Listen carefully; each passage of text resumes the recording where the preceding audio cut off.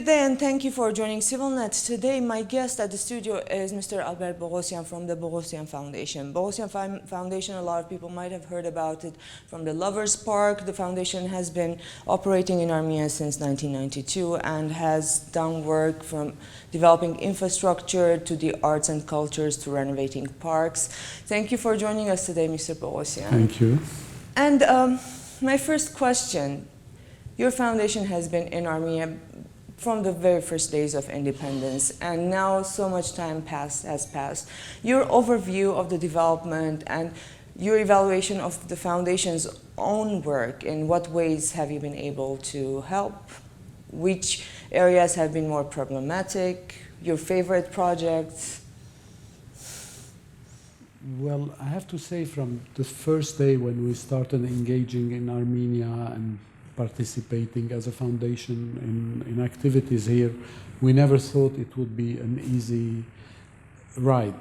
We thought we had to believe in the road we were taking and persevere and continue and do our best, no matter how much difficult it was.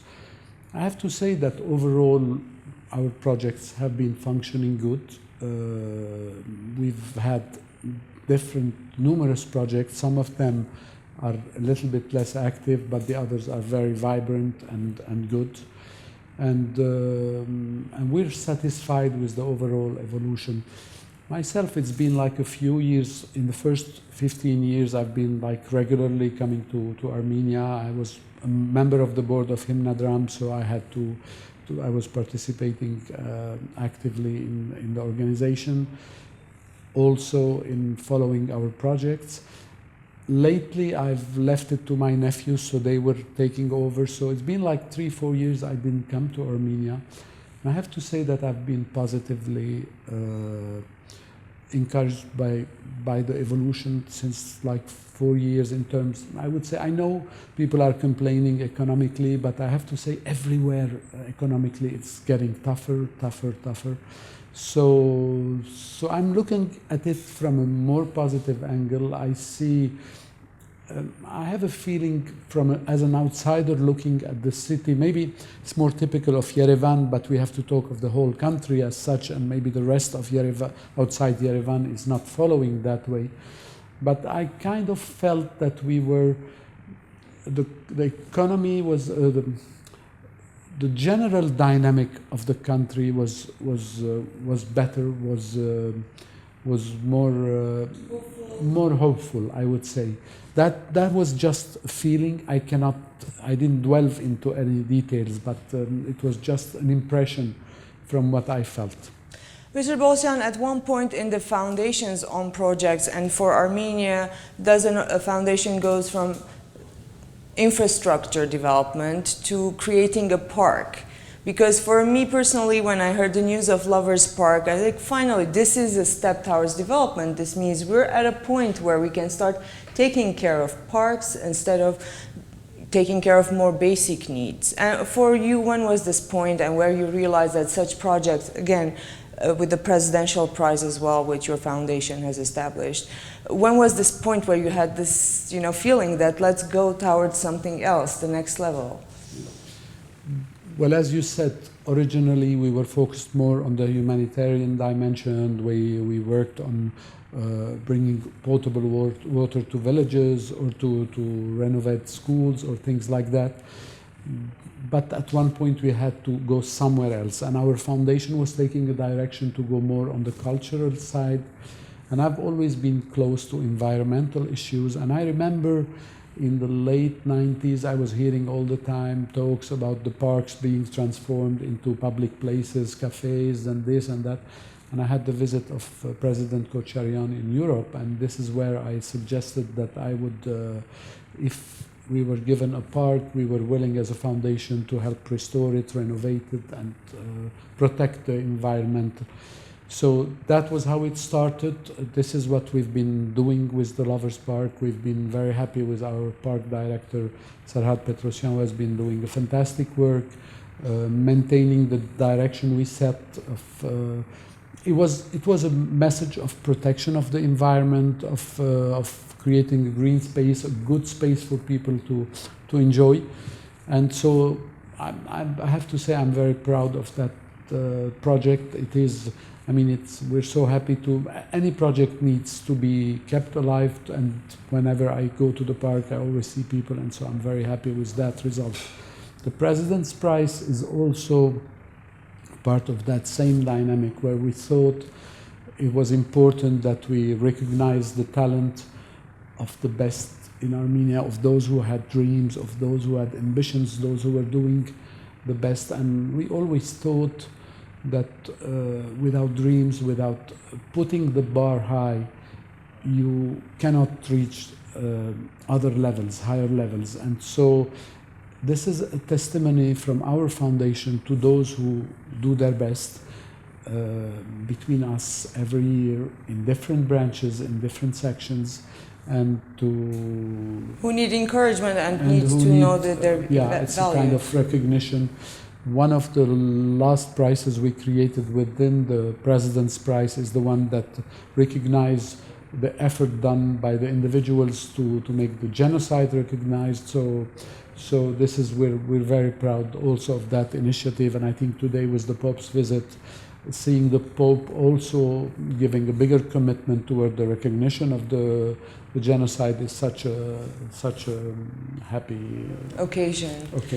Your foundation is very active also in Europe. Villa Empain, I was recently researching, and just the job you've done creating it, renovating it, seems impossible, next to impossible. And now it's being called the Embassy of Arts between East and West. Could you just tell us a little bit more about Well, that was a dream of my brother. Again, this is, if you don't set the bar high, if you don't, I mean, in the beginning it looked like such a crazy idea, how could we do it on our own or whatever. But I think it reflects a bit our history. We were born and raised in the Middle East after the genocide from Syria to Lebanon. And then the civil war came to Beirut and we had to flee. So my brother went to Belgium, I went to Switzerland, and we prospered there, and we had families in Europe. But we felt that at one point we needed to, and at a time where we felt the West and the East were falling apart, getting away from normal language of tolerance and openings to kind of aggravation, tension, violence. So we felt we had to also give a different message. And so we bought that beautiful Art Deco building that we helped restore and classify by the Belgian government in Brussels. And we opened it as a center of dialogue between East and West, because we are people who believe that violence never do anything good for anybody. And we believe that specifically in those times where violence is the privileged way of communication between the East and the West, and often within the same communities in the East now, if we look at the whole Middle East and what's happening. So we felt we had to give that message of tolerance through art, through culture, and that's what we've been doing. And especially looking at the history of the place, the owner gave the palace to the government so that it would become a cultural center, and yet during the war it was an army base, it was the Soviet embassy for a while, right? Right. And then with you, kind of the initial prophecy of the place came true, and this is symbolically very interesting, a full circle. And especially that at the end of the day, it was also the headquarters of the Belgian TV, so the place, the Villa Empain, is very much known within the Belgian community and the Brussels community specifically. So it's quite of interesting that it was made by Armenians from Europe who helped restore it to its original task, which was meant to be initially a museum of decorative arts. And we know about your connections with Armenia. Do you still keep connections with Lebanon, other than the art prize that you have in Lebanon, for which I've applied and been shortlisted once? But what other connections do you have to your Lebanese or Middle Eastern roots? Well, the connections are still very present because my father passed away a few years back, but my mother is still living. So we are kind of regularly there in Beirut where we grew up, and we're still there on a regular basis. We have activities, like you said, we have prices that we donate there. We just help renovate bibliothèque, how you say, library in the most important university there, which has a fantastic heritage of pictures done by the Jesuit at the time. So we helped restore that because we thought this is an important wealth for the area, historical, and we just actually inaugurated it months ago. So we do have attachment to there, and we're still active. It's very sad now what we're seeing in those countries. I mean, Lebanon is a bit better now, but we had to flee Lebanon and go to Europe because of a civil war. We shouldn't forget that, and that was in the 80s. And now we're seeing Syria, which was initially the country that received my grandfather after the genocide and helped him prosper, going into disintegration, killings. The whole population is living outside their houses. So it's very sad what we're seeing, because it shows how much in all those small countries, and Armenia is another one of those small countries, its situation are fragile, and one need to be very, very careful to steer away the country from anything that could take it to the wrong side of the edge, where all of a sudden things start falling apart. I mean, Syria is a sad example of how a country, no matter what you can say on the positive and the negatives of things or of the regime or whatever, so safe and established and could go and to turmoil. Within like a year or two descended in total chaos and killings and destruction, and I think what's so sad is those people who now live in tents, who are living in homes, and all of a sudden.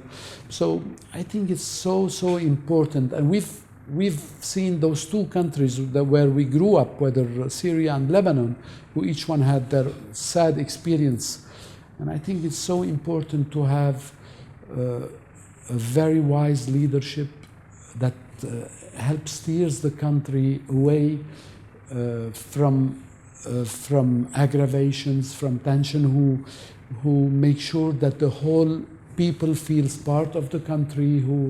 I mean, we're blessed in Armenia. We don't have so many communities, so many religious. minorities. I mean, in the Middle East, it's different cases, but there's always a reason why all of a sudden things goes bad. And I really hope that, I pray and hope that our leadership keep being wise and very much controlling situations so that economic prosperity continues and the rule of law stays, and that strengthens the state institutions. These are important things for the prosperity of a country. And in your evaluation, how much road does Armenia still have to pass to establish itself as a safer and more democratic place? Well, I think, again, there is no free ride. We come from a certain background, which was the Soviet Union, so things are difficult. I think Armenia have done overall a good job of taking the right path. There's always criticism that we can say about this or that. All I can say is I've lived in the East, in Lebanon, and I now live in Europe. I live in one of the most wonderful democracy, which is Switzerland, which is the wider access to people to participate in a government, let's say, or in the choices of a government. And I think it is a prerequisite that Armenia keeps steering in that direction of rule of law, of democratic values, of development in general. Yes. And yeah. And one last question, any new projects in Armenia, any new initiatives, or just completing the old ones or watching over the ones that are already in process? No, I think we've decided that we ought rather to consolidate our projects and put energy in them in order to make them more successful, rather than initiating especially new projects. So we don't have any project in mind. We would have loved to initiate some business there, but again, I think to have a successful business, you need really to be behind it, and we can't be everywhere. We're right now following our own businesses in Europe, so it's a bit complicated to go into another professional direction, let's say. But no, we're just focusing on our project and completing whatever's been. Thank you very much for being here on such short notice as well and last minute. And we thank the viewers for joining us.